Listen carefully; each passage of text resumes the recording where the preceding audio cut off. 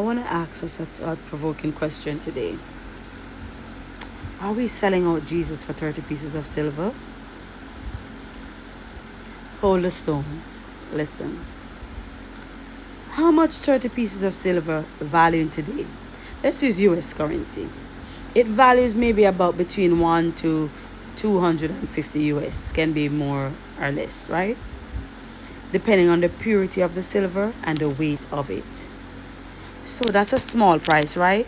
30 pieces of silver is also used for slaves. When if the slave has been killed, they would pay their master that small amount for the slave restitution.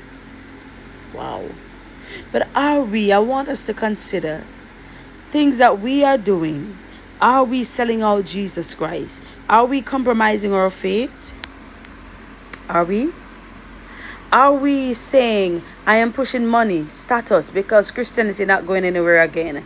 How many of us have backslidden because we got so caught up in the worldly things instead of seeking righteousness? Are we still just going church, just our bodies, our soul, our mind are elsewhere because we are accustomed to it? Are we just going to visit our friends and God is not in our going and our visiting? Are we neglecting our relationship with Him? Ignoring prayer, worship, fasting, and being obedient to Him? Are we allowing sin to take root in our life because we allow our flesh to take precedent?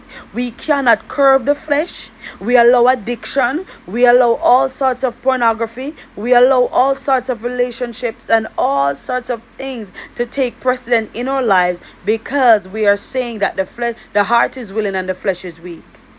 And we're saying, oh, it's just a blue lie, it's just a yellow lie, it's just a red lie, or it's just a little sin, a big sin, a medium sin. There's no size.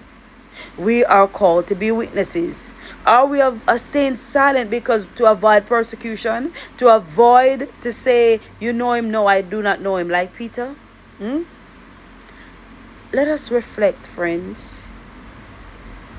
When I'm tempted to exchange, what 30 pieces of silver am I tempted to exchange for temporary pleasure or gain? For one night with somebody? How often do I prioritize my relationship with the King? How often do I put value on this relationship with Him? It's for us to reflect in our own time, friends. I do not come to judge. I want us to reflect. To see the little things that we're doing, it adds up. In what way am I betraying the Lord's trust in my actions or interactions?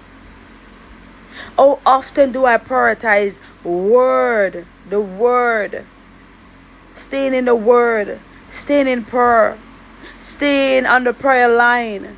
How often do I prioritize these things over external success? Some of us, we pray for a job, and when we get a job, the church don't see us. And we become comfortable.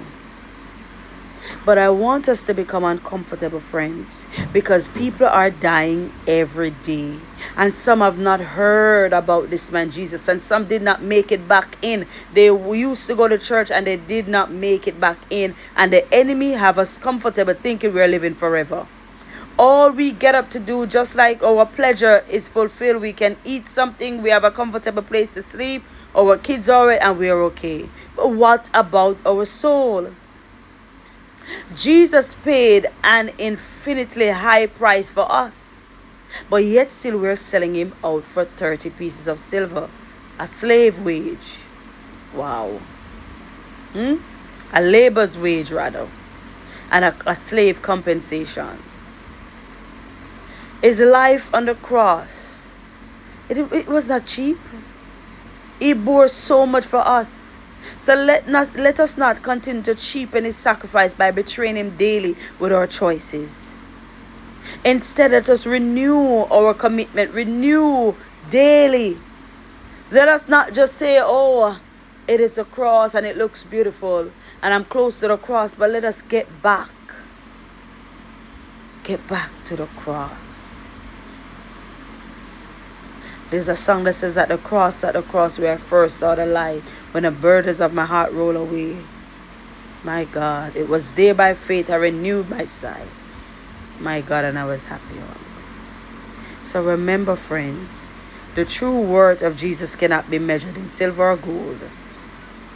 It is priceless, and his love is worth